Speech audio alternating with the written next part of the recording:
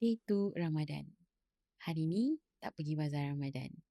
Nak masak sendiri sambal sotong. Simple je. So, berbuka puasa pun hari ni memang sangat sederhana.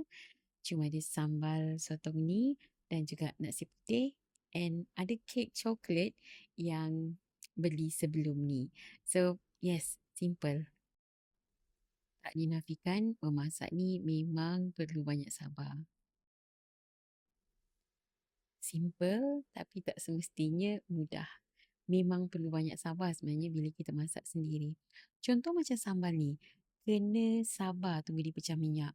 Walaupun nampak macam tak jadi apa-apa, sebenarnya proses tu tetap berjalan. Macam kita juga, kadang rasa tak nampak perubahan. Tapi setiap doa, setiap usaha kecil, Allah dengar. Dan satu hari nanti, kita akan sedar yang semua sabar tu sebenarnya sedang untuk kita jadi lebih kuat. Berbuka ni bukan sekadar makan.